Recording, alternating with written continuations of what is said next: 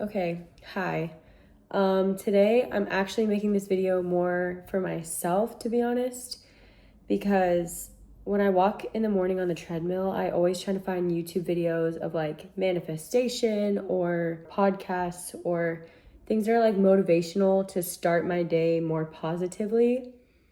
And I feel like I'm always searching for this specific message that I cannot really find exactly. And then it dawned on me, I'm like, I need to create what I want to hear and what I want to see. So, therefore, I'm creating this more so as a reminder to myself and so that I stop searching and start creating.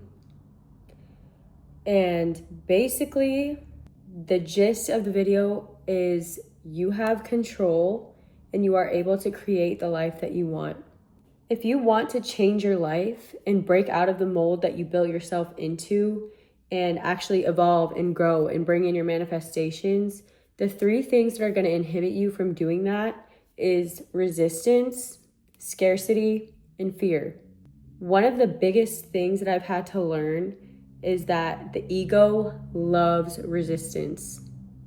It literally loves digging its heels into things, digging its nails into things, doing anything it can to hold on to what's going on right now, or holding on to the thoughts and like limiting beliefs that you have to the point where you cannot progress past them. And I feel I'm definitely guilty of this. There's been times where I've like wanted something different for myself, but I know deep down the amount of like work and rebuilding of the maps in my mind that it would take for me to get to that point, or to change my perspective on something, or to just grow past whatever it is that I'm living right now. And it's uncomfortable. The main thing is it's uncomfortable. Venturing into a new way of thinking or a new way of living or growing into your new potential is scary, because whatever you're living right now is probably 1,000 times more comfortable. And the devil that you know is always going to be something that feels less scary and you have less fear towards than the devil you don't know.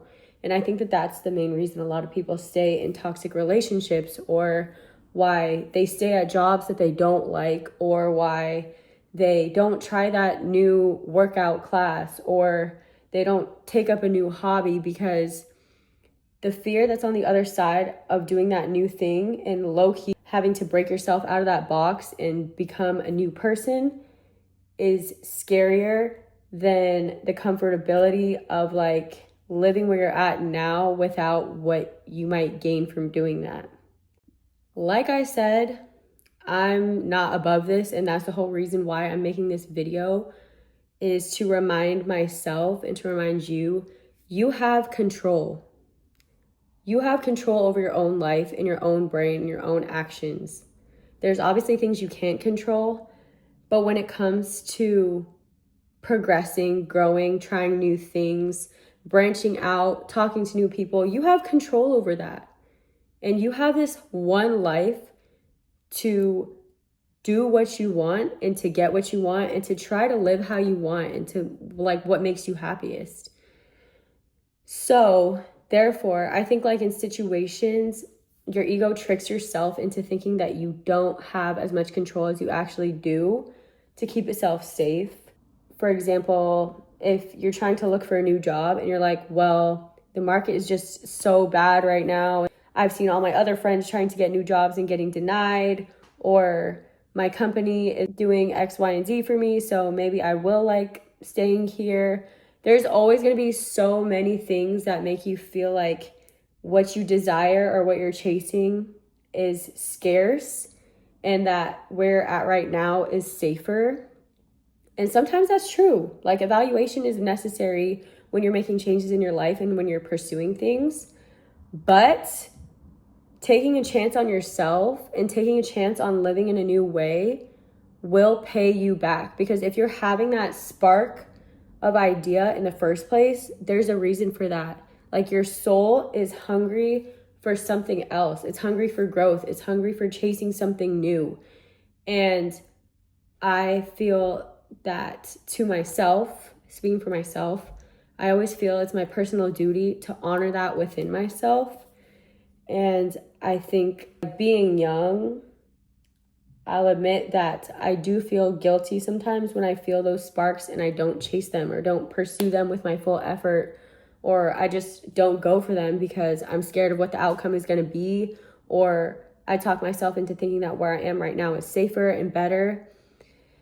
But I think action is the solution to anxiety and fear, and the more that you resist taking that action, the bigger your desire is going to be, and the bigger that your almost like hatred or anger towards yourself is going to be. And it also breeds insecurity. I don't even know if that all tied together, but it breeds insecurity and like anger towards yourself because there's like a cognitive dissonance of like where you are now and where you think that you could be. And knowing that if you just took certain actions, that you could potentially be where you want to be, or have a better life, or have a better job, or have more friends, or have a beautiful relationship, whatever it is, you have the opportunity and the chance to take control of doing that. But subconsciously, you know that, but your ego despises that and tries to keep you where you're at because your ego is just the persona of yourself that you've built. So the main job of the ego is to keep that persona alive and to keep it strong and make it bigger as much as possible, right? So it clings to things that will keep you where you're at now and will defend where you're at now, even if it's not necessarily where you want to be or where you dream to be. Okay, the next thing I want to say, and this is for me speaking to myself directly, no one is going to save you. No one's going to save you. No one's going to do it for you. That's just the truth. This is your life. It's no one else's responsibility. It's not the universe's responsibility. Nobody owes it to you to make the things that you want happen except for yourself. If you spend your whole time daydreaming, like fantasizing, having these delusions that somebody is just going to come swoop in and save you and make all these things happen, or that suddenly one day all your manifestations will come true without your work, and there's going to be maybe like a man who's going to come take care of you, or your parents will fund whatever lifestyle you want. It's not going to happen. Nobody owes that to you. You owe it to yourself, and that's it. And you have 10,000 times more control than you think you do once you accept the fact that this is all on you. No one owes it to you. No one's going to come save you. No one's going to randomly at work be like, oh, actually, you do deserve this humongous raise for no reason, like just because you think you deserve it. Or like nobody's going to be like, oh, actually, I'm just going to pay all of your bill. Like maybe. And you know what? That's also my problem is I do think someday, like, I don't know what it is. And this is me being real. I have this actual belief that there's a beautiful life that's waiting for me. But the thing is, I know that I have to put in a lot of work to put myself in alignment with that place. But I also never say never. So even when I'm saying these things of like, nobody's going to come do X, Y, and Z for you, somebody might. But if you're not taking action and believing in your own power and taking control over your circumstances right now today, you're literally going to wait your life away. You're going to wait it away. And then you're going to turn around when you're freaking 40 years old and you're going to be like, dang, I spent all that time looking at my freaking nails, waiting for somebody to come do this for me. Nobody can make you go work out. Nobody can change your mindset. Nobody could push you to growth. You have to do it for yourself, and you owe it to yourself. And I think genuinely, and it sounds cliche, but that's literally what self-love is